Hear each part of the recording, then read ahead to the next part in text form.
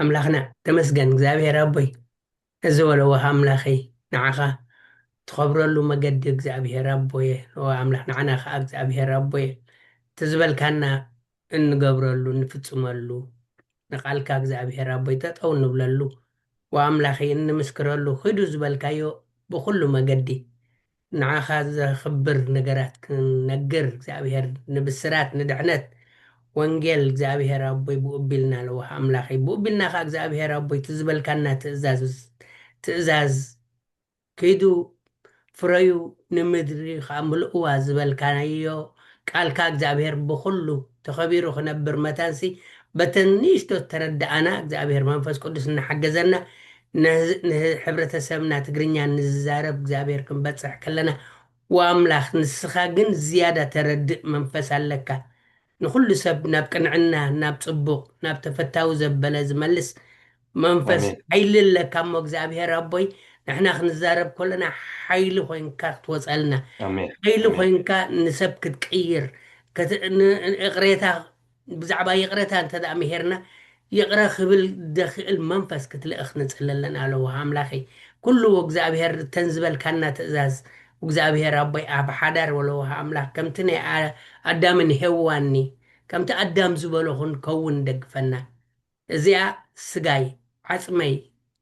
ካባያ ኢሉ እግዚአብሔር ኣቦይ ንሓድሕና ከዓ መውስቦ ክንዛረብ ከለና ከምኡ ዓይነት ሜንታሊቲ ክህልወና እግዚአብሔር ክትሕግዘና ንፅልለና እሱ ኢና آمين ንብል ዘለና እሞ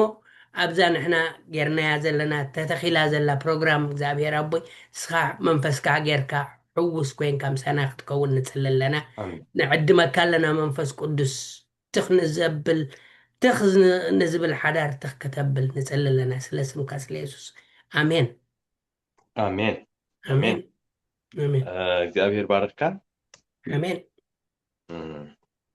ላስተመስገነ ይሁን ሰላም ሰላም ከተከታተልቲ እዚ ቻነል ለሙን እቲ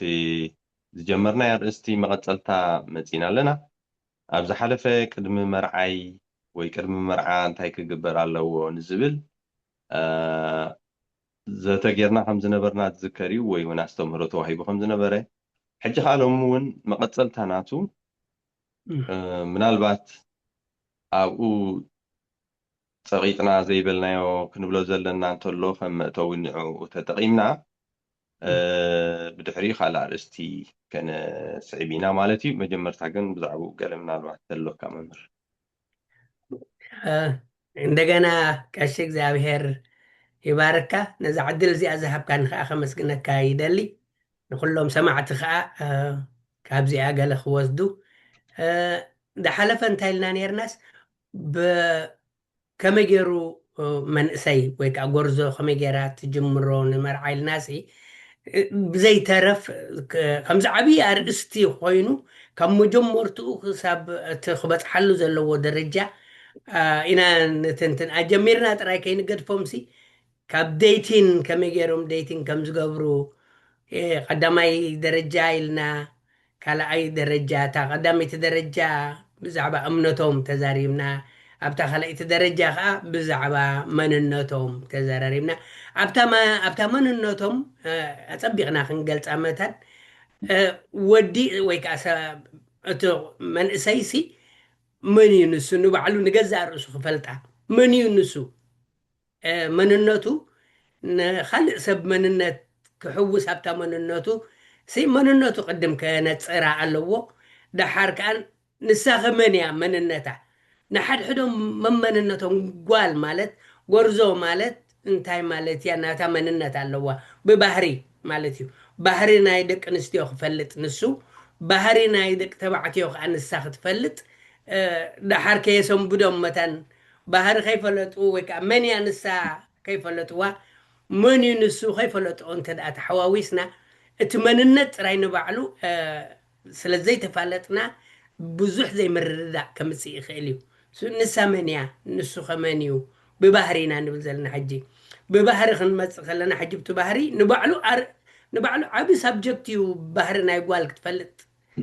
እቲ መንእሰይ ባህሪ ናይ ጓል ክፈልጥ ሲ ዓብ ርእስቲ እዩ ንሳ ከዓ ባህሪ ናይ ወዲ መንእሰይ ክትፈልጥ ሲ ዓብ ርእስቲ እዩ ግና ጥቕስ ጥቕስ ክነብሎ فللي بحر ناي بحر فللي كم زلوا عبكلتيهم أبو أمرهم أبتي حزوه نسو ودس لزخانيو نسا قال سلزخانتي يا زبل سي حزم ما خص أنو ترقستي كاب كله ده حرسي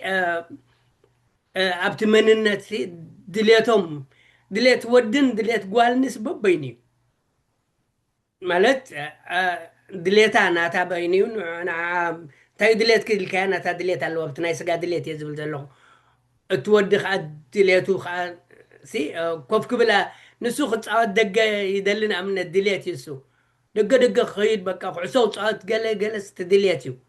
نساخا دليتا بجزا خوفي الكاب تسوفا بنا ستيخا دليتا حجت تدليت في اللي تدليت تود انت يحسب سب تدليت مسوق عصو تتصاوت كتكي زي كدت يوزو خري تاقوال كا بجزا خوفي لو مسعى بندي ستي حجت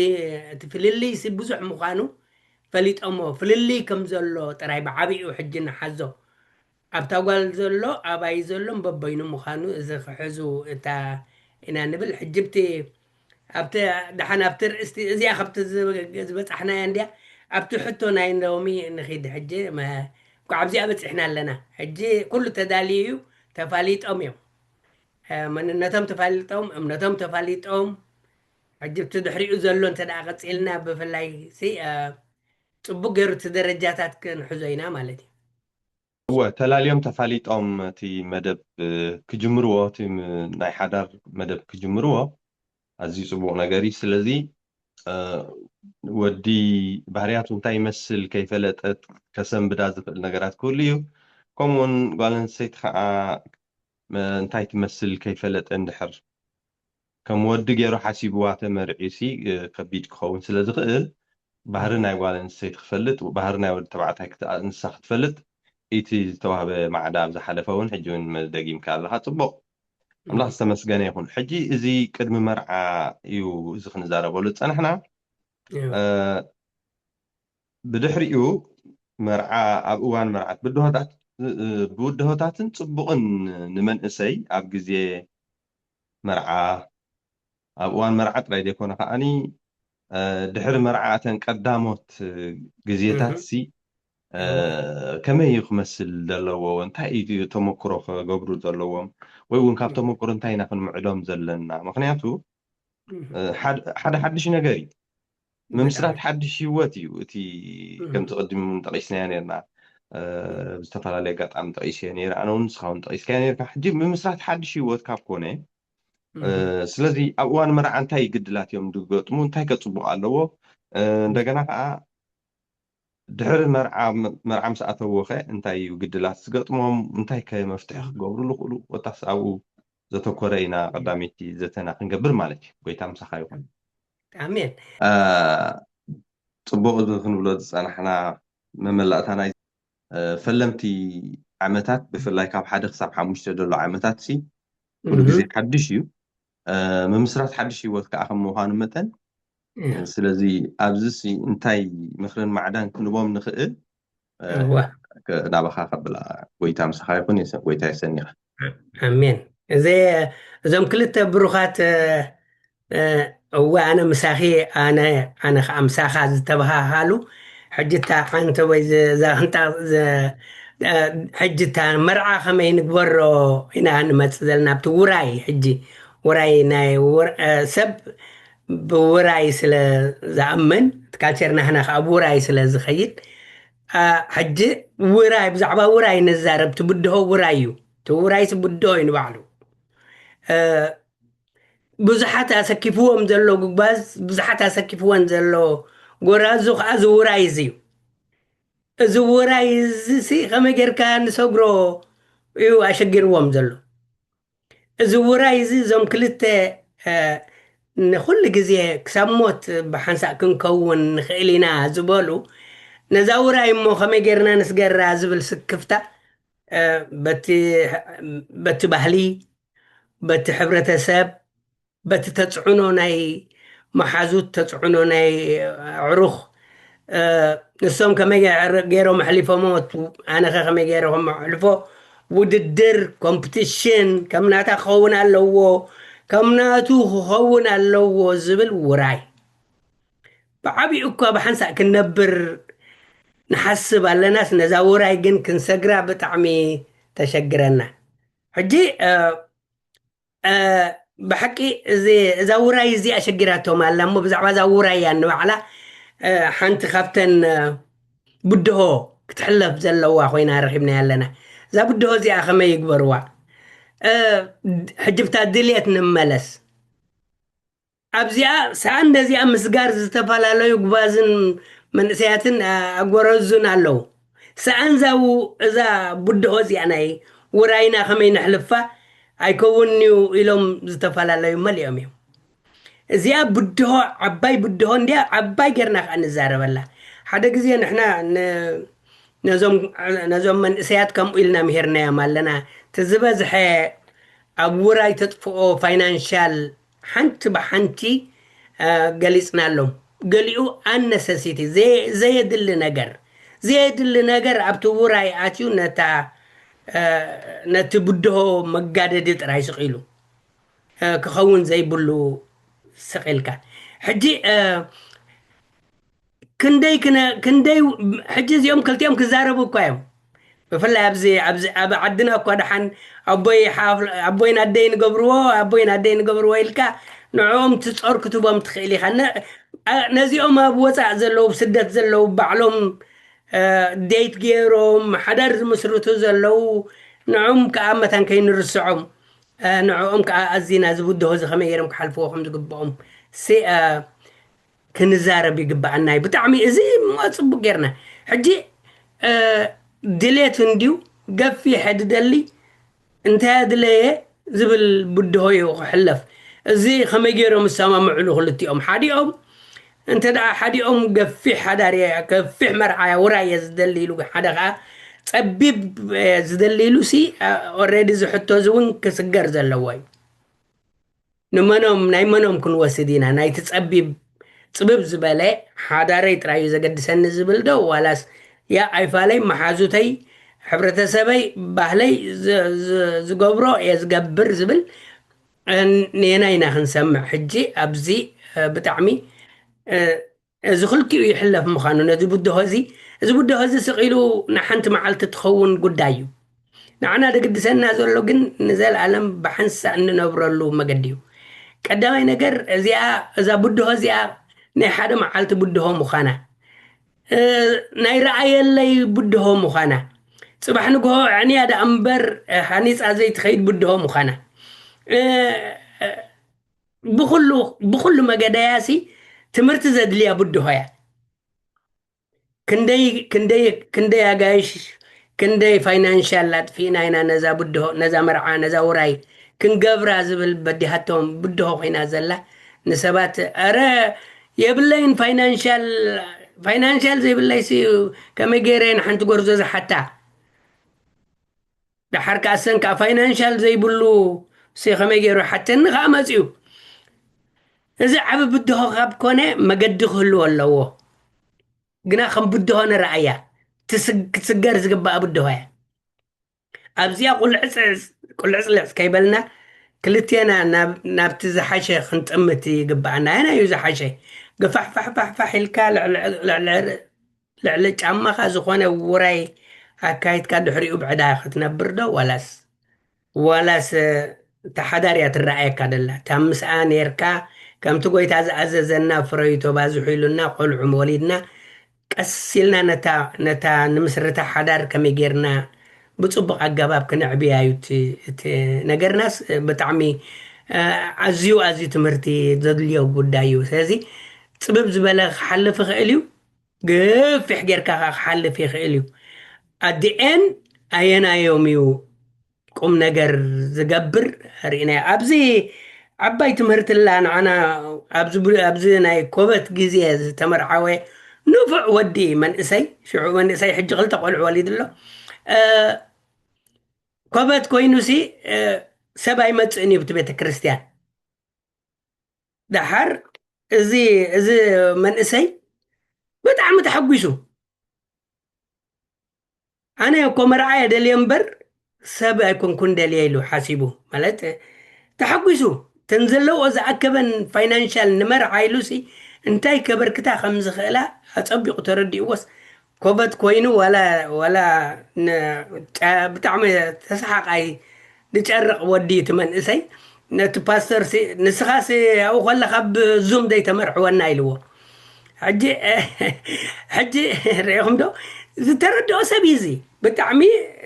تما كما يزبل حدارك اخذ لو بقى خلت وليدو قلطيفهم جزኦም ገዚኦም ከምቲ ነዊሕ ሰብ ነዊሕ ዝፀንሐ ኣብ ሓዳር ልክዕ ማዕሪኦም ብሓንቲ ሰሙን በቃ ትኺሉ ኣብ ገዝኦም ኣትዮም ገዝኦም ገዚኦም ደቆም ወሊዶም ልክዕ ነብሩ ኣለዉ ብጣዕሚ ገፋሕፋሕ ዝበሉ ከዓ ንፈልጥ ኢና ኣሕዋተይ እቶም ነቲኦም ከዓ ንረኣዮም ኣዝዩ ገፋሕፋሕ ዝበለ ከዓ ርኢ ኣለኹ ኣነ እቲ ቤለውሲ ንሳብቲ ካህን በፂሓ ኣብቲ ናይ ቃል ኪዳን ዘእትወሉ እቲ ቤለው ግን ኣብቲ ማዕፆ ናይ ደገ መእተዊ ነይሩ ምንውሑ ማለት እዩ ፋይናንሻል ኩሉ ክሬዲት እዩ ነይሩ ክንደናይ ድዋዕዋዕ ከም ዘበሎም ከዓ ርየ ሕጂ እዞም ክልተ ካብ ዴትን ጀሚርና ምፅኢናዮም ዘለና ብሩኻት መንእሰይኒ ጎርዞን በዚኣ ፀቢቆም ይዛረቡ ግን እዚኣ መኸልከሊት ዲስትራክሽን ከይትኸውን እዚኣ ትሕለፍ ምዃና ንሓንቲ መዓልቲ ምዃና ኣፀቢቆም ከስተብህሉላ ሓንቲ መዓልቲ እያ ሰባት እንጆይ ዝገብሩላ ፈተውቲ ዝመፁላ እዮም ኣብ ቅድሚኦምን ኣብ ቅድሚ ኣምላኽን ኢና ነታ ቃል ኪዳን ክንኣትዋ ንሶም ከዓ የድልዩና እዮም ቶም ሰብ ከዓ ምህላው ምክንያቱ ክምስክሩልና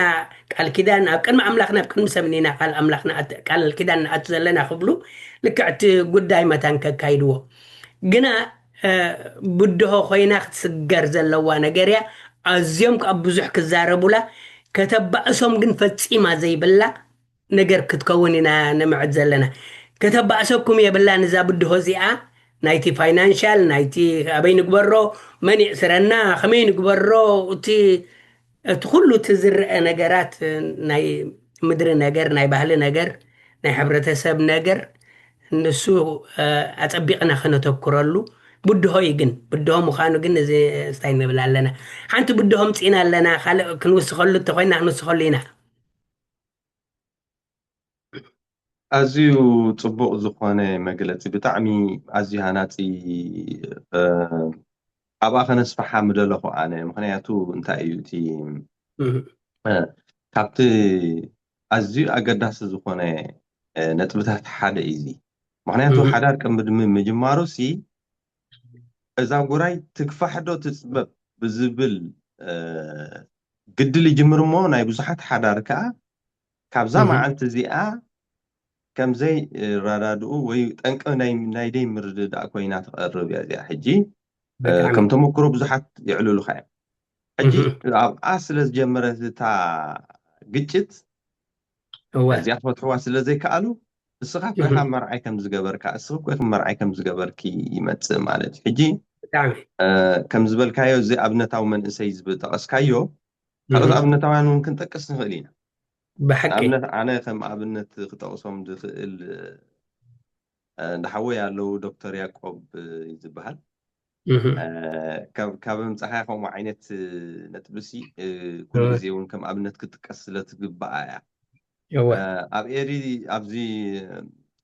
ሚኒስትሪ ዜና ቅሪቦማ ነይሮም ኣብቲ ናይ ሬድዮ መደብ ሕጂ እንታይ ኢሎም ኣቅሪቦማ ሰብ ንዚ ግን ዝተሓጎሰሉ መርዓ ኢሎም ኣቅሪቦሞ ነይሮም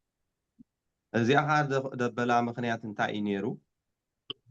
ካብ ንሕና ንውራይ ገፋሕፋሕ ነብል ከምዚ ነብልሲ ኣብቲ እዋን እቲ መጀመርያ ናፅነት እዩ ነይሩ ባር ነዞም ደቂ ስውኣት እተን ናይ ሕሩድ ገሊአን ንዕኦም ንሃቦም እተን ገሊአን ናይ ሕሩድ ከዓ ነቶም ስንኩላን ንሃቦም እቲ ካልእ ህዝቢ ቤተክርስትያን ዝመፀ ከዓ መሪቕና ቢስኮቲ ኮካ ገለሰቲ ይኸይድ ገለ ኢሎም ቅዱስ ሓሳብ ሓሲቦም ማለት ሕጂ እዚ ክልቲኦም ስለ ዝተሰማምዑሉ ክልቲኦም ስለ ዝተሰማምዑሉ ሽዑ ጋዜጠኛ ገረዝግሄር መስቀል ገረዝግሄር እዩ ደቕርባ ነይሩ ሰምዓ ነይራ ብድምፂ ሓፋሽ ማለት እዩ እንታይ ኢላ ቀሪባ ሰብን ህዝብን ዝተሓጎሰሉ መርዓ ምክንያቱ ካብ ነቲ ዝረኸበ ክትህቦ ክተብሎሲ እቶም ህፃናት እቲኦም ሓገዝ ዘድዮም ኣብቲ ግዜ እቲ ስለዚ ንዕኦም ሓደ መዓልቲ ሓሪዶም ተተሓጎሱ እቲኦም ከምኡ ማለት ሕጂ ከምዚ ኢሎም ወሲኖም ግን ተሰማሚዖም እዮም ወሲኖም ሞ كل سب هو كأ تحويسلو ولا أنا كم سدرا بيت زي بلا أنا زي ستنا أنت بلا خد خالق جن كبل خالي جن تصبغ تكبر كأس لذة بلس كأنه بس تصبغ تكبر كتحويس تزبو مال يجي كم يوم زعم السولو قبلنا طبعا سبعة سخط قصو بوم ونياتو تسامع معهم جيرومو أقدل كأيام تعلم مالي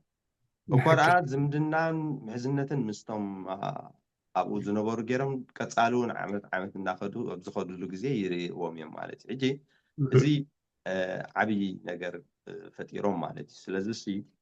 يا نهزبنا هاجرن حكيزهم بتحدة بحكي نفسهم كأنا عجيبهم ما مالتي إجي بحكي أبزيا كل جزء تنكس لتخون سعمي وراح نزارب الله سلازدولوكي سب لدي تسامع عم جنا مهم. يكفح يصبب من حديت سامع عم قال صباح نقول أنا تحدات انكتمت يا بحكي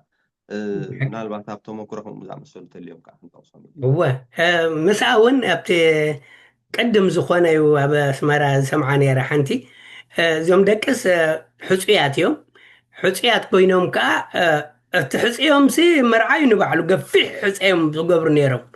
እናኸዱ ከለዉ እዞም ክልተ ሕፁያት ሽዑኡ ኣንቲ ሓፍቲ ኢልዋ ካብዚ ንላዕሊ ዶ መርዓ ክንሕልፍ ኢና ኣብኡ ከለና ደይነበስሮም መርዓና እዚኣ ዘይንብሎም ኢሎም እቶም ስድራና ቀበሉና ዶ ኣነ ንስኽን ተተሰማሚዕና ከነእምኖም ንኽእል ኢና ኢሎም ድሓር እሞ ንጀምሮ ኢሎም እሱ ነብኡ ሳነ ስድራ ነጊራ ኣታ ከምዚ ዝገብሩ ዘለዉ ኢሎም ካቶም ስድራ ዝተሓጒሶም ሲ እታ ሓፃብኣ ከለዉ በሉ እዚኣ መርዓና ኢሎም ነታ ሓፀብኣ ከላ መርዓ ኮይና ኣብ ጋዜጣ ናብ ክንደይን ብዙሕ ኣብቲ ሕብረተሰብ ዘይተለምደ ክንሱስ ኩሉ እቲ ሕብረተሰብ ከኣስ ነዚ ዘይተለምደ ነገር ሰናይ ምዃኑ ኣስተብሂሉስ ዝተሓጎሰሉ ከምዛ ዝበልካያ እቲ ሕብረተሰብ ሲ ከምዚ ከኣዮ ለካ ይሕጉሶ እዩ ከዓ እሞ ውራይ ዘይገበረ ኢሉ ክንድጭነቕሲ ከምዚ ስለ ዝገበረ ዝሕጓስ ሕብረተሰብ ከኣለና ብልምድን ባህልን ዘምፃናዮ ግን ግፍሕፍሕ ክብል ኣለዎ ብዕራይ ክሕረድ ኣለዎ ኢና ምፅኢና እዚ ኢና ምፅኢና ሓዳር ሲ ብዝኾነ ይኹን ብፅቡቕ ብመመርዕ ኣቦን ኣደን ዝመረቑሉ ካህን ከዓ ዝመረቐሉ ኣብ ቅድሚ እግዚኣብሔር ኢሉ እንታይ ዝገብረሉ ኢሉ እዚ ነቲ ሕብረተሰብና ከማን ብሓቂ ኩላና እዚ ብድሆ ኢልና ንዛረበሉ ዘለናስ ሕብረተሰብ ዘምፅኦ ነገር እዩ እሞ ካብ ውሽጢ ከምኡ ተገበርካ ከዓ እቲ ዘምፅኦ ሕብረተሰብ ሲ ዝሕጎሰሉ ስለዚ ነዚ ናህና ጀነሬሽን ነዚ ዝመፅእ ዘሎ ሲ ክነተኣታትዎ ዝግባአና እቲ ዝድለ ዘሎ ቁኑዕ እግዚኣብሔር ዝመረቆ ሓዳር እዩ ዝድለ ዘሎ ብኣገባብ ኣብ ቅድሚ ካህን ክንዘራረበሉ ንኽእል ኢና ብስቕ ኢሉ ነዛ ብድሆ እዚኣ ከይስገር መታን ዝኣተወ ነገር ኣሎ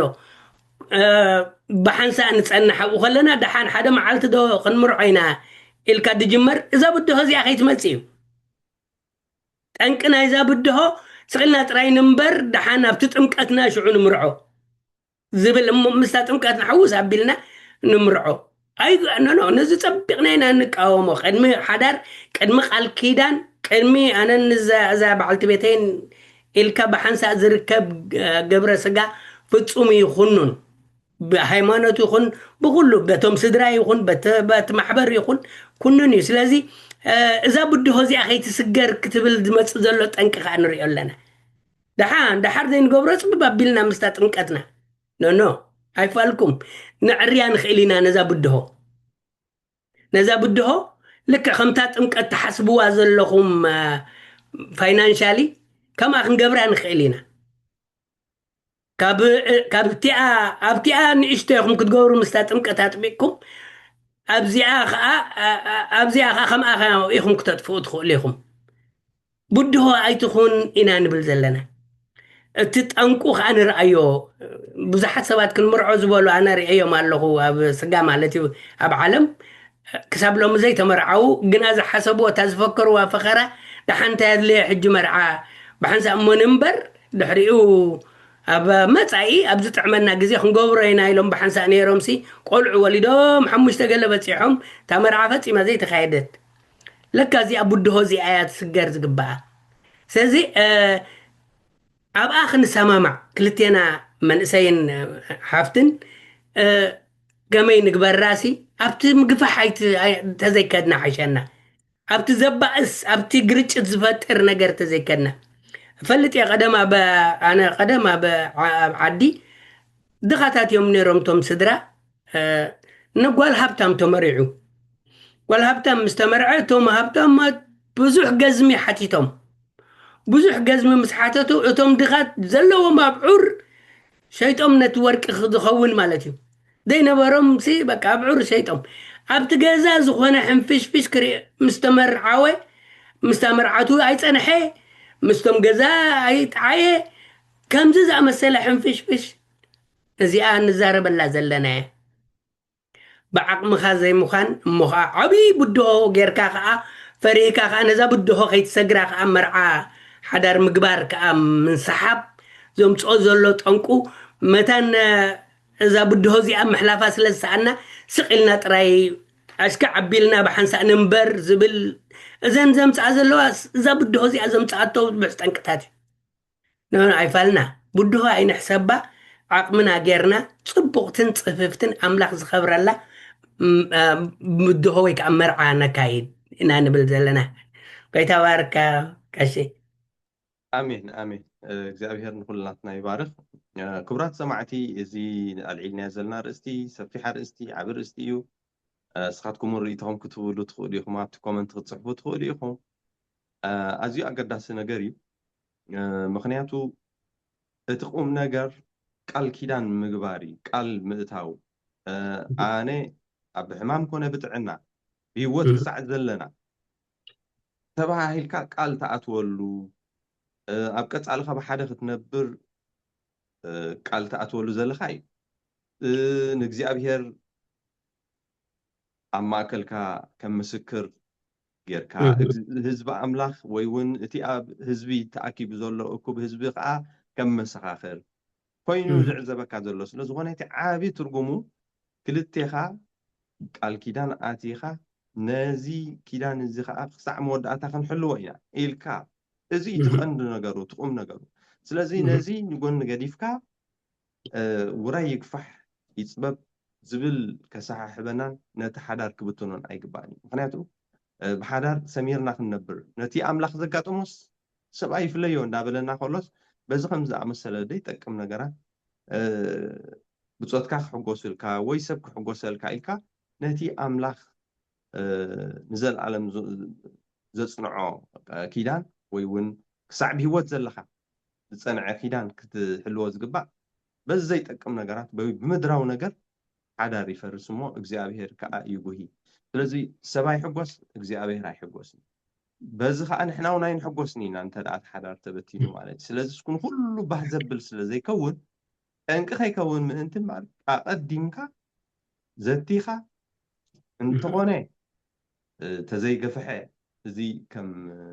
ማዕደ ክነመሓላልፎ ንደሊ ማለት እዩ እንተደኣ ገፊሕ ደሊኻ ዓቕምለካ ከዓ ተራዳዲእካ ክኸውን እዩ ዝግባእ ማለት እዩ ብዘይ ምርድዳእ ዝግበር ግን ኩሉ ግዜ ፅባሕ ንጎ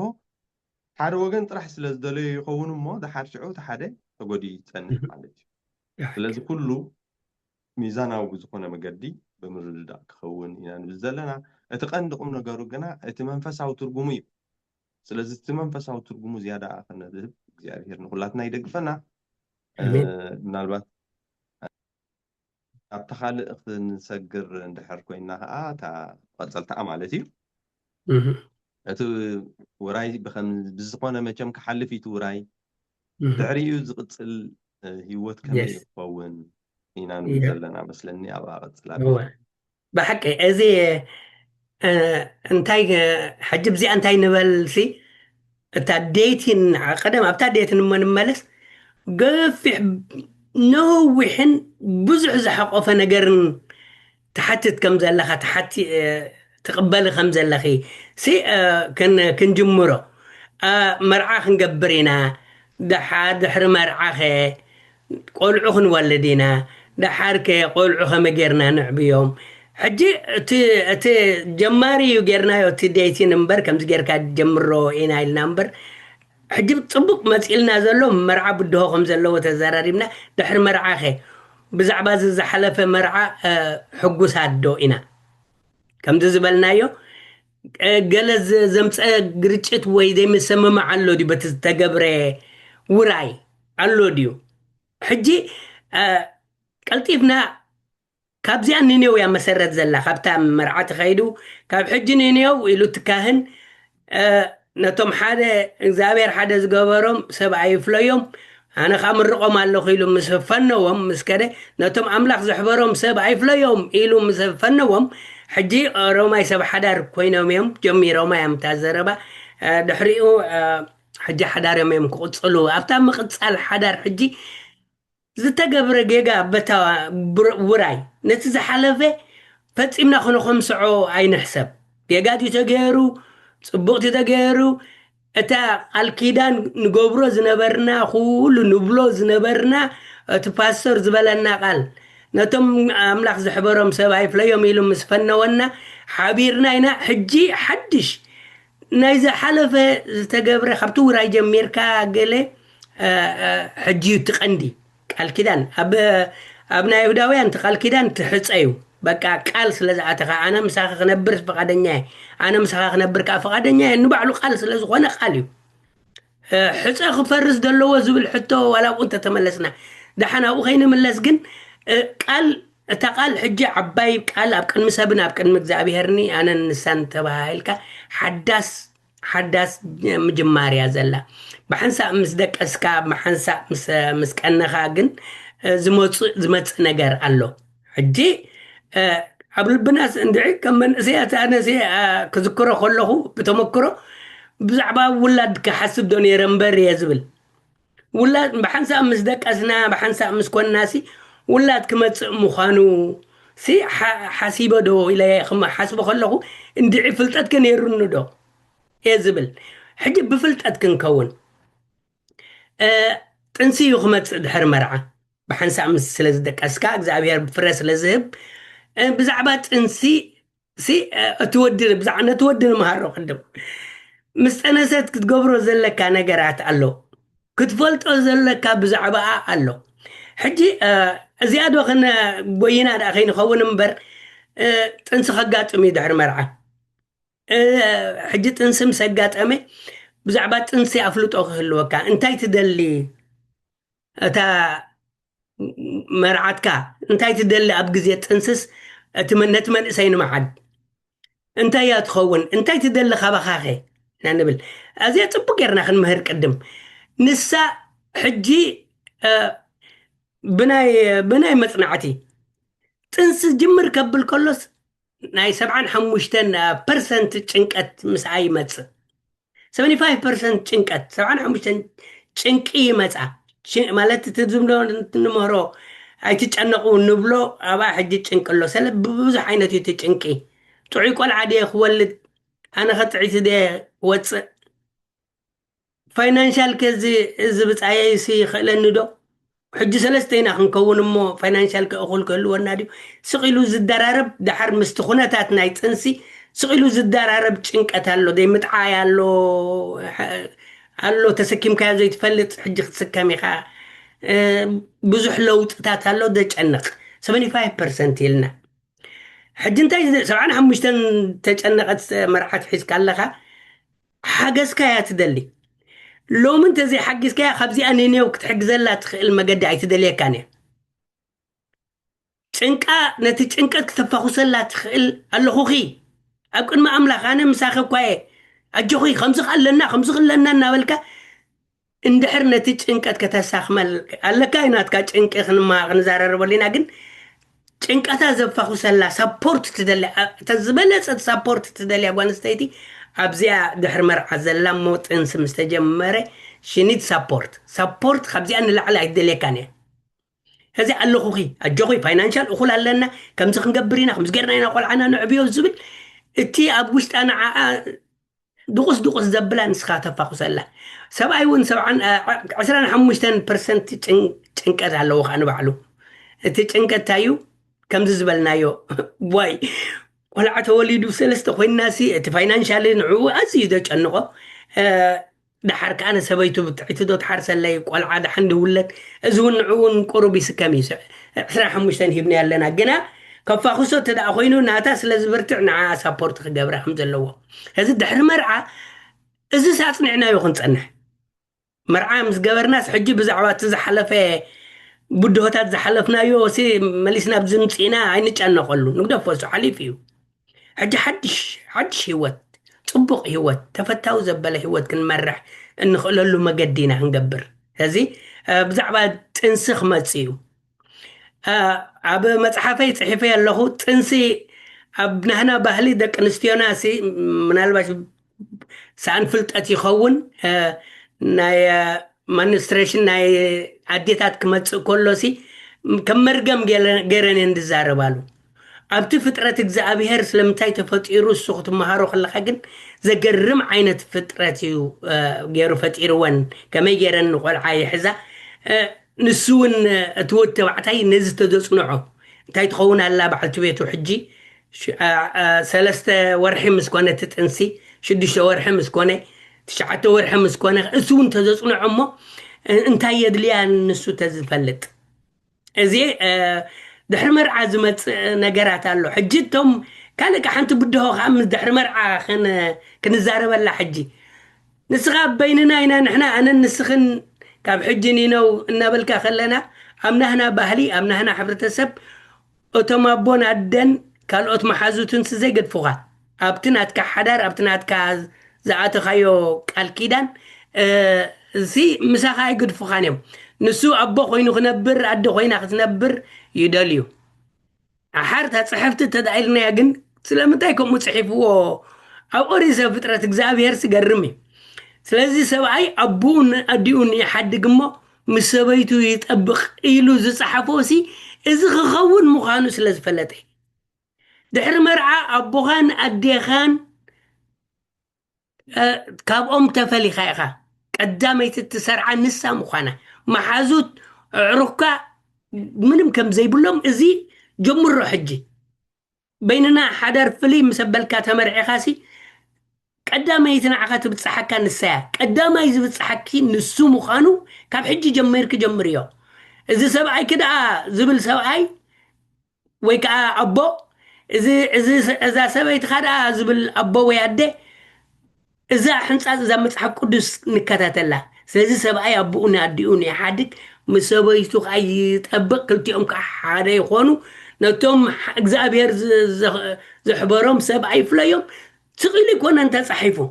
كاب حج جميركا نزي أتبقى تحنصصلو حنصاصيو ስለዚህ ኣብ መርዓ ጀሚርና ኣለና ኣቲና ያ ተሓዳር ጀሚርና ያለና ካሽብ ዚኣ ተኣኽለና እግዚአብሔር ይመስገን ሕጂ ኣብኡ ምናልባት ጥቕስ ዘበልካዮ እሞ እንተቕጠላ ዝደሊ እቲ ኣብ መርዓ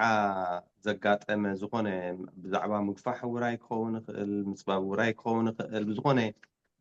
ዘጋጠመ ኣብኡ እንተዘየኽቲሙ መደምደምታት ተዘይጌርናሉ እሱ ከዓ ብይቕሬታ ዋላ ጌጋታት እንተ ነይሩ ኮይኑ እውን ብይቕሬታ መደምደምታ ጌርካ ንዑ ሓድሽ ምዕራፍ ምጅማር ክከኣል ኣለዎ ሕጂ ዘቐመጥካየን ነጥብታት እየ ስለዚ ክርሳዕ ኣለዎ ክውዳእ ኣለዎ ዝበልካዮ ኣዝዩ ኣገዳሲ ነጥቢ እዩ ማለት እዩ ስለዚ ክቡራት ሰማዕቲ እዚ ነገር እዚ ኣፀቢቕና ክንሓስበሉ ይግባአና እዩ ማለት እዩ ስለዚ ዋላ ንመንእስያት እውን ክንምዕዶም ይግባአና ስለዝኾነ ጉዳያት እንተተፈጥረ እውን በቃ ተራዳዲእካ ንዑ ብይቕሬታ ክድምደም እዩ ዝግብኦ እምበር 10 ግዜ እንዳተላዕለ ነቲ ሓዳር ጠንቂ ክኸውን ኣይግባእን ስለዚ እዚኣ ብከምኣ መደምደምታ ክትግበረላ ከም ዘለዋ ክንፀጠላ ንደሊ ካልእ እቲ ክበሃል ዝፀንሐ ምናልባት ጭንቀት እዩ ወላዋል ተደይበልናዮ ከዓ ጾር ሓልዮት ኣለዎም ንክልቲኦም ከምዚ ክትጥቀስ ፀንሐ ማለት እዩ 75 ሚእታዊት ናይ ጓል ኣንስተይቲ እንድሕር ሓልዮትን ጾርን ብፍላይ ከዓ እቲ ዝጥቀስ ፀንሐ ናይ ብሓቂ ከብዳ ክእል ከጨንቃ እውን ይኽእል እዩ ሓልዮት ከዓ ጾር ኢኻ ሕጂ እዚ ከም ዝኣመሰለ ነገር ሓድሽ ተመክሮ ይንዓ ንዑ እውን ከምኣ ዝኣመሰለት ከዓሊ ንመጀመርታ ግዜ እዩ ስለዚ ብሓቂ እዩ ዝግባእ ፀንሐ ነጥብታት ኣዝዩ ኣገዳሲ ነገር እዩ እሞ ምናልባት መንእስያት ስለ ዝኾኑ ሎሚ ኣብዚ ግዜ ዘለዎ መንእስያት ብትምህርቲ ብዝተፈላለየ መገዲ ሓሊፎም እና ከይዶም ኣለዉ ፈልጥ እየ ግና كل جزء من زخخار كم زد اللي خاف نتقص ندل مالك جنا زون بده كم زلوا كم بده على تزيبل نايخا كم حاليوت كم صور كم قالنا مالت شيخ من لنا سلازي زتردينا خنقاتو يقبع ناي مالت من الوقت عبز تتقصيبت ناي ولود زبلنا يو من الوقت عبتقدمنا قد ممرعا كواخذ زتيرلو زقبع يو وين يسمعني حجي عبزون قاليو ولاد زدلي قاليو ولاد زيدلي قاليو بزح ولاد زدلي قاليو وحد ولاد زدلي عبزون مسحب تسمعي خامو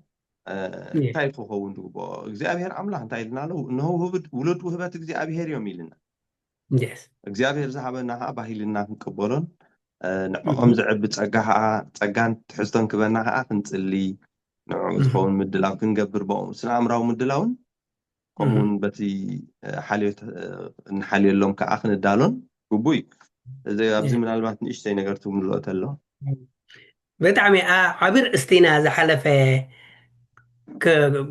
ስታይ ግብር ኣቢልና ጥቕስ ኣቢልና ጥራይ ቅድሚ ሓዳር ምግባሮም ኣይዱ ቅድሚ ምባሎም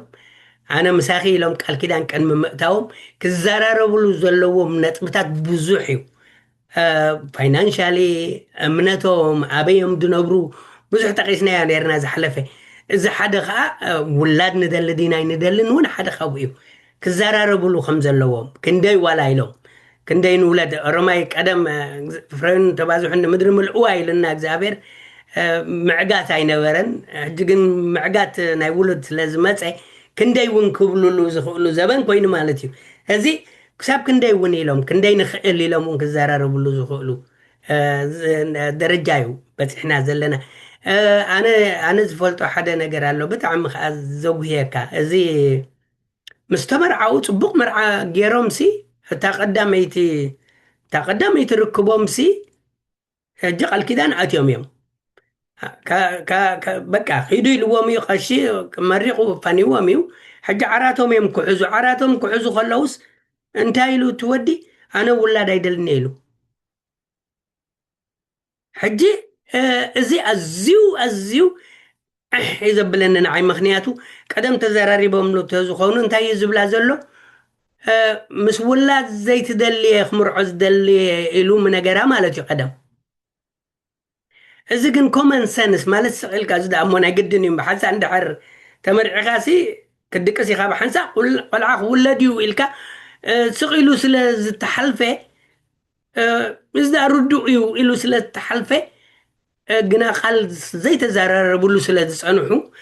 ስለ ርገይሮም ሓሊፎሞ ስለ ዝፀንሑ ሕጂ ኣብታ ቀዳመይቲ ናይ ዓራት ግዜ እዚ ብስራት እዚ እንታይ ክንብሎ ኢና እዚ መርገም ዲና እንታይ ኢና ክንብሎ ከምኡ የጋጥም ኣሎ ኢልና ኢና ክንምዕደሉ ኣጋጥም ኣሎ ስለዚ ቅድሚ ኣይዱ ኣነ ምሳኺ ቅድሚ ምባልና እዚ ነገር እዚ ከም ዓብይ እሹ ብዛዕባ ውላድ ክንዘራረብ እግዚአብሔር እዩ ዝህብ እግዚአብሔር እዩ ዝኸልእ ወላ እንተዘይሃበና እግዚአብሔር ከመይ ንንበር እውን ብዙሓት እግዚአብሔር ማለት መኻናት ይርከቡ ስለ ዘለው ግና ፀኒዖም ነብሩ ብዙሓት ፈልጥ የነ ከምኡ ይርከብ ስለ ዘሎ ወላ እግዚአብሔር ውላድ ተዘይሃበና ከመይ ንንበርሲ ተዘራሪቦም ተፀንሑ ምክንያቱ እቲ ዝህብ እግዚአብሔር እዩ ዝህብ ከዚ ወላ ንዘይ ምርካብ እውን ተዘራሪቦም ፀንሑ ይግባእ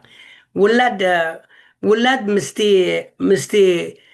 እዚ ግዜ ዘበን እዩ ኣምፅእዎ ዘሎ ብዛዕባ ውላድ ክትዛረብ እቲ ፋይናንሻል ጉዳይ እዩ ኣምፅእዎ ዘሎ እዚ ዘይምውላድ እቲ ከባቢና ይፀልወና ዘሎ ዘይምውላድ በቲ ሓደ ሸነካ ናይ ሰይጣን ነገር እዩ ንዘርኢ ከይበዝሕ ምግባር ኣብ ከባቢና ንሪኦ ዘለና ኣቦርሽን ዶ ገለ ዶ እናበልካ ብዙሕ ነገር ናብ ዘይተደልየ ዝእቶ ዘሎ ነገር ናይ ሰይጣን ኣሰራርሓ ውሉድ ጀነሬሽን ከይቅፅል ከመይ ይገበር ተባሂሉ ተዘቲሉ ዝግበር ዘሎ እዩ ንሕና ነዚ ተዘራሪብናሉ ከመይ ኢልናስ ኣፀቢቕና ፅቡቅ ጌርና ቃል ኪዳን እያ ድሕሪኡ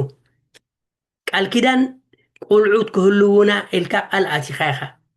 ሓር ምስ ተመርዓኻ ቃልካ ኢኻ ተፍርስ ዘለኻ ማለት እዩ ቃል ኪዳን ኢኻ ተፍርስ ዘለኻ ስለዚ ክዘራረብሉ ኣለዎም እዚ أتصبقنا دقاقيمنا خن مهرة زلنا خا إذا تمرت إذا قدم مرعى زلا قداي أتصبقنا نقولها كن معدلة انتهي يقاتم كي تحنص أصومتان بزي جيجا خنوبرو أقدمهم تمرت خمسة دلي كان مهر فلتك كم زدلي كان مهر متان زي بتعمي وساني كتزارر بلا زلا كان جريا ፅቡቅ ብጣዕሚ ፅቡቅ እግዚኣብሔር ይባርክካ ኣዝዩ ኣገዳሲ ነገር እዩ ምናልባት ኩሉ ተዛሪብና ተንኪፍናዮ ክንሓልፍ ኣይንኽእልን ንኸውን ግን ከም መዘኻኸሪ ነቕርቦ ኣለና ክቡራት ሰማዕቲ ባዕልኹም እውን ኣብ ከከባቢኹም ክትዝትይሉ ትኽእሉ ኢኹም እቶም ክትምዕዱ ትኽእሉ ከዓ ክትምዕድሉ ዝግባእ እዩ ማለት እዩ እዚ ደጋጊምካ ተዛሪብካሉ እውን ንኩሉ ሰብ ክትበፅሖ ትኽእል ኣይኮነን ስለዚ ንኩሉ ሰብ ክንበፅሖ ምእንቲ በብዘለናይ በብከባቢና ክንዝትየሉ ዝግባአና ወይ ክንምህሮ ዝግባአና እዩ ማለት እዩ ስለዚ እምበኣር ቅድሙ ተራዳዲኦም ንበል እሞ ድሓንቲ ክልቲኦም ውላድ ከም ዝህልዎም ምስ ተራዳድኡ መርዓ ኮይኑ ቅድሚ ውላድ ምውላዶም ክገብርዎም ዘለዎም ቅርራባትን ምስ ወለዱ ክገብርዎ ዘለዎም ኣተዓባብያ ውሉድ ከመይ ክመስል ዘለዎ ብፍላይ ንሕና ከም ኤርትራውያን እንድሕር ኢልና ከም ኤርትራውያን ሲ ብድሆ ኣለና ምክንያቱ ኣብ ስደት ብፍላይ ንዕብዮም ዘለና ቆልዑት ሲ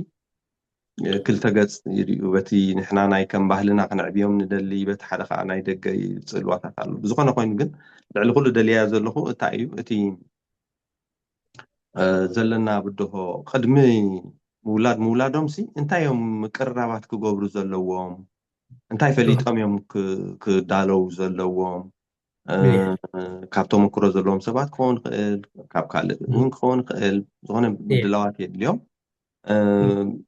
እንታይ እዮም ምድላዋት ገይሮም ክቅረቡ ነዚ ነገር እዚ ከምኡውን ምስ ወለዱ ኣብ ኣተዓባብያ ውሉዶም ክገብርዎ ዘለዎም ከዓ ብጣዕሚ ሕጂ ቅድም እንታይ ኢልና ፀኒሕናስ ክልቲኦም ሰብኣይን ሰበይትን ጥንሲ እንታይ እዩ ክመሃርዎ ከመይ ጌርካዩ ጥንሲ መዓስ ከመይ ይተሓዝ ጥንሲ ከመይ ኢሉ ይፍጠር ክልቲኦም ተዝፈልጥዎ ካብ ዑጀም ካብ ጥንሲ ንጀምሮ ጥንሲ ከምዚ ምስ ኮረ ክንዲ 3 ወርሒ 6 ወርሒ 9 ወርሒ ክውለድ እዩ ከምዚ እንታይ ይግበርሲ ኩሉ ናይ ገዛ ርእስናሲ ካውንስለር ናይ ገዛና ክንከውን መተን እንታይ እዩ ሲ ኣፍልጦ ክህልወና ብዛዕባ ተሓዳር ብዙሕ ሓዳር ኣብደይ ብድለ ዝኸይድ ዘሎ ሳና ኣፍልጦ ጥራይ ዝብላኒ ኣፍልጦ ግርጭት ተመፂኡስ ከመይ ጌርና ንፍታሕዮ ገለ ብዙሕ ነገር ሳና ኣፍልጦ እዩ ዝኸውን ዘሎ ሕጂ ጥንሲ ነይሩ ሕጂ 9 ወርሒ ምስ ኮነ ቆልዓ ውለድ እዩ ቆልዓ ተወሊዱ ገና እቲ ሳፖርት ነቲ መንእሰይ እንታይና ንምዕዶን ነቲ ወዲ ሳፖርት ካይተጉድል ሕጂ ኣዚኻ በቃ ቆልዓ ክውለድ እዩ ደይምድቃስ ክህሉ እዩ ሽዑኡ ቆልዓ ክበኪዩ ለይቲ ኣብ ደይ እዋኑ ኣብኡ ድበኣሱ ሰባት ርአ ፍቕሪ ዘይተዳለወሉ ፀንሐ ከዓ ሓደ ነገር ሕጂ ክንጠቕሶ ወዮ ፍቕሪ ሓደ ዝነበራ ኣደ ወይ ከዓ እታ መርዓት ሕጂ ካልኣይ ፍቕሪ መፂ ኣሎ እቲ ፍቕሪስ ኣውቶማቲክ እዩ ዝምቀል ናብቲ ቆልዓ ናብቲ ውሉድ ኣቦ ኣይተዳለወሉ ንፀንሕ ነዚ ምምቃል ፍቕሪ ገለ ኢላቶስ ናብ ወዳ ናብ ጓላ ጥራይ ናብታ ውሉድ እያ ተድህብ ከምኡ ኮይኑ እዩ ዝስእሎ ከምኡ ክትገብር ከም ዝግባእ ኣይፈልጥኒ እዩ ኣላኮ በቃ ገፅ ከሊኣህኒ ገለ ክብል ይጅምር ሳዕና ፍልጦ እዩ እታ ፍቕሪ ተመቒላ ኮይና ስምዖ እታ ፍቕሪ ምልእቲ ፍቕሪ ዝነበረት ገለ ነገር ከም ዝጎደላ ንሳ ከም ዘጉደለቶ በቃ ኣነ ባዕልካ ትፈልጥ ገለ ዝብል ቃላት ወፂኡ ዘይፈልጥ ክወፅእ ይጅምር ዘይነበረ ቃላት ክወፅእ ይጅምር ምክንያቱ ዘይምድቃስ ኣሎ ዘይምዕራፍ ኣሎ ካልእ ሰብ ወናኒ ናይ ግዜኻ መፅዩ ቆልዓ መፅዩ ሕጂ እቲ ሰብኣይ ኣይርዳእኒ ብዘይ ኣብዚ ዝበኣሱ ሰባት ኣለዉ ፍቕሪ ጉዲላ ሃለይ ዝብሉ ኣለዉ ኣይኮነን ፍቕሪ ኮነት ንጉዲላ ሃልካ ሕጂ ኣብዚ ክነፅንዕ ፅቡቅ ጌርና ተሰበይቲ እውን ክትመሃሮ ዝረአ ዝጎደለ ፍቕሪ ከይረኣዮ ነቲ ሰብኣይ ተማሂራቱ ተፀኒሓ ሃነ ትብሎ ተነራ ዝተሃኒ ከይተጉደለላ ኣብታ ቆልዓ ምስ ወለደት ሓደ ሕጂ እዚ ቆልዓ ተወሊዱ ኣባና ኣብዚኣ እያ ዘላ ቀንዲ እዚ ክንብሎ ፀናሕና ደገ ከይዶም ናይ ካልእ ባህሊ ናይ ካልእ ፅልዋ ከምፅኦም ንብሎም ዘለና إذا خب حدا كسب حمش تزلو خلعة مسانا حجز ولدنا يخلعة أب إيدنا يزلو من مسبعي ملكتوني أو مسانا يزوعل مسانا يزحدر آه، حجي ولد حدا خوينو ولد خلتا خوينو زربا وፅእ كله እተን ዘውፅአን እተን ኣብ እምርኡ እታ ፃዕዳ ዝነበረት እምርኡ ሕጂና ንመልኣ ፅቡቕ ነገር ተፈታዊ ዘበለ በቃ ደስ ዘብል ዘረባ ክዛረብ እንገብሮ ንሕና ኢና ኣብቲ ባህልና እንተ ተመሊስና ኣብቲ ናትና ካልቸር ጋዕጋዕ ብልዮ ስለተዛረበ ኢና ንሕጎስ እምበር እንታይ መሊእናሉ ኣይንፈልጥን ኢና ጋዕጋዕ በልዮ ድዱዕ በልዮ እናበልና ነቲ ፀርፊና ንመልኦም ንሕና ሕጂ ትፀርፊ ይርዳእናን እዩ ዘሎ ብኣፉ ተዛሪቡ ዘይፈልጥ ቆልዓ በዚአን ክዛረብ ጀሚሩ ነኖ ዘረባ ብዛረብኡ ክዛረብ ተደኣ ደሊናዮ ካልእ ክዛረቦ ዝኽእል ነገራት ኣሎ ኣክንዲ ድዱዕ ጋዕጋዕ ገለ ኣምላኽ ፍቕሪ እዩ ኣይ ላቭ ዩ ዝብል ካልእ ቃላት ክንጥቀም ንኽእል ኢና ንሕና ዝመላእናዮ እዩ ዝሕዝ كزاربلنا دلينا إذا نبلن زلنا أملاك فقري وسي كزارب نخيل تقولع بقلع بصيف قلع دفتوا قالت جيرو قبل نخيلي جبت الزيرو كاب حد حساب حمش تزلا أو تأمره سعادة أمره أبإيدنا خمزلا جيرنا كن مهارة انتاي بلالو معبالي أخن رئي نحنا نسنقو زلنا سنكي انتايو كن مرمر ፅቡቕ ድዩ ቅዱስ ስንቂ ዲና ነስንቆ ዘለና ሓደ ክሳብ ሓሙሽተ ዝብል ዘሎ ምናልባሽ ኣይሰምዕን እዩ ኣይርዳእን እዩ ኣበይ ክሕዞ ትብሉ ትኾኑ ብጣዕሚ እዩ ዝሕዝ እተን ዝመላእካየን ኣብ እምሮ ተሳኢለን ንዕአን እዩ ዝስእል ንዕአን እዩ ዝፈልጥ ስለዚ ክሳብ ሓሙሽተ በፂሕናየን ኣለና ክንቅፅላ ዶ ተዓድመ እግዚኣብሔር ዝተመስገነ ይኹን ድሓን እቲ ዋላ ልዕሊውን ቀዲምና እውን ተዛሪብናሉ ነርና ዲና ብዝሓለፈ ሕጂ እቲ ቀንዲ ሕጂ እዚ ግድል ይኸውን ደሎሲ እቲ ህፃን ምስ ተወልደ ከምዚ ክትበሃል ፀንሐ ግዜ ክጫረት እዩ ከምዚ ዝበልናዮ ሕማም ከጋጥም ክእል ናይቲ ህፃን ምፅላእ ማለት እዩ እጂ ቀጨውጨው ክብል እዩ ንሕክምና ዲኻ ከተብፅሖ ፀሎት ዲኻ ክትገብረሉ ኮታሲ ሓልዮት ወሲኽካ ከም ዘለኻ ኣብ መንጎኻ ምርዳእ ተዘይኮነ ንዕኡ ክትኣሊ ዝጎድል ነገራት ከም ዘሎ ንዕኡ ክትኣሊ ከላ ክጎድላ እዩ ከምቲ በይና ከላ ፀንሓቶ ኣይከውንን ስለዚ ነዚታት እዚ ምድላው የድልዮም ተዳልዮም ክፀንሑ ክኽእሉ ኣለዎም ዘይኮነ ቆልዓ ብድቃስ ከሊእዋ ሓዲሩ መግቢ ክትገብር ኣይከኣለትን አንጊሃ ተሲኣ ስለዚ ባዕሉ ሰሪሑ ክኸይድ እንድሕር ቅሩብ ዘይኮነ ወይ እውን ከምቲ ሓደ ግዜ ዝዕለልካና ነገረ መገድኻ መግቢ ተማሊእካ ወይ መተመጊብካ ምፃእ እንተዘይ ገይሩሲ ናብ ግጭት ከተምርሖም ትኽእል እያ ስለዚ ምድላው የድ ምቅርራብ የድልየካ ስለዚ ቆልዓ ከይመፀ ከሎ ህፃን ከይመፀ ከሎ እቲ ዕሸልን ቅድም ኣብ ግዜ ጥንሲ ከም ዝበልካዮ ጥዕናን ጥዕና ትዕሸልን ክካናኸን ይግቦ ኢቱ ኣቦ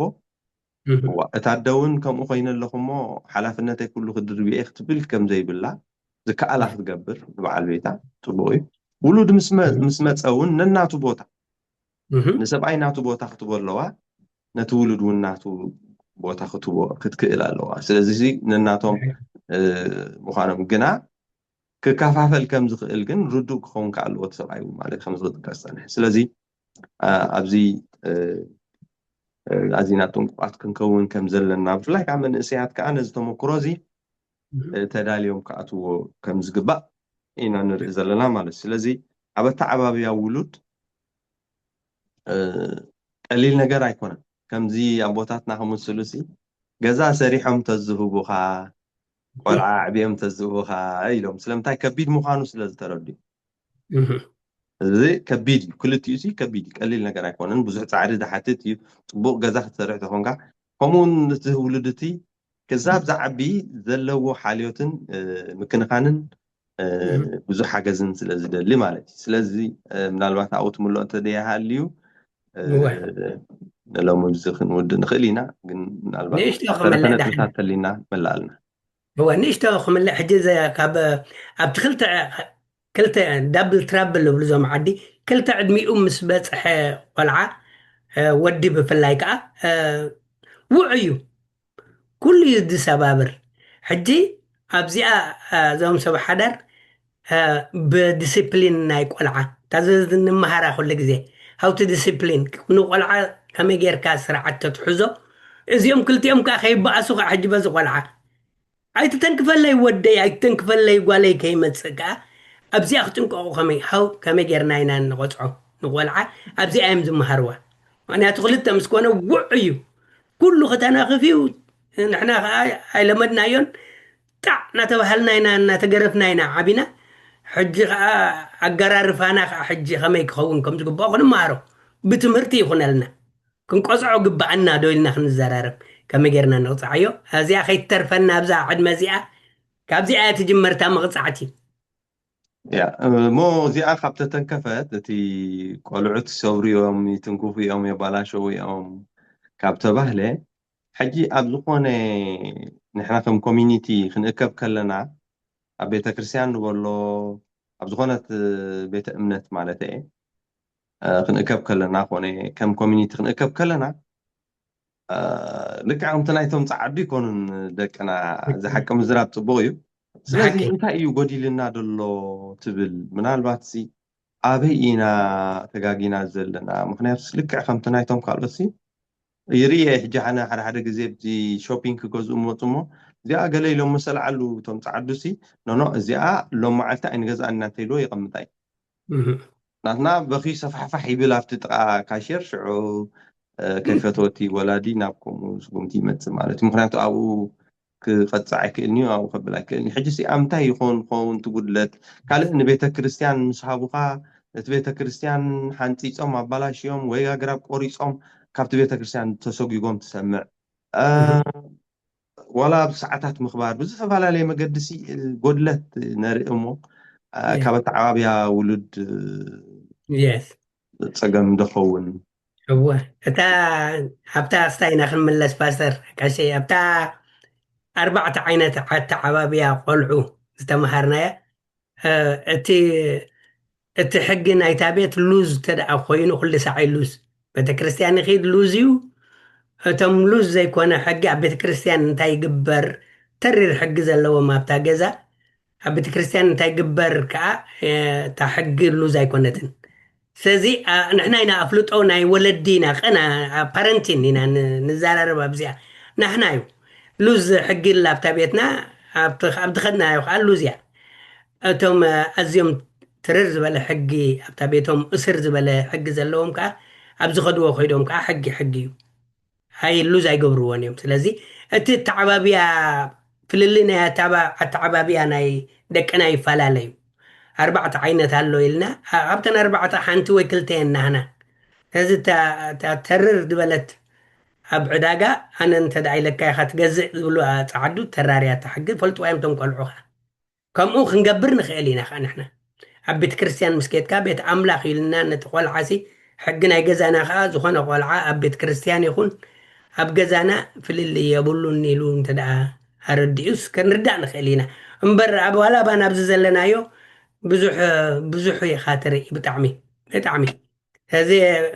تمرتي فلتأتي اللي لنا له بارنتين كم نقبر كم زقب عنا أملاك استمسكني يكون نعنا حجكم قدلا يقات أمانا دحنا لو صاحب يجي جن طيب تسمعها تخبابي خا تسمع قالت تسمعها حجي بحرف الشاس اللي نزارب زلنا حجي هم عينة دحرقات مالوسي أتي نب ولك سدرابي تعرف قبل كم زلوا بوكم مسمس أنا شعو بوكم كالك أبيت تقبل تعري راه اللو مالتي مو سلازي كلهم ولدي بزاقات أمزي أبت عبابيا ولد انتاي ميلاتات كتقومهم زلوهم بصولوتن مس أملاخ مخريب محتاتن بتقببن ولدهم كعاليو كمحادرون እግዚአብሔር نقولاتهم يدقف نقولاتنا يدقف سلازي تاريفو زلو بزي خا خالق استحيزنا خالق أقات عمق ساعنا رغب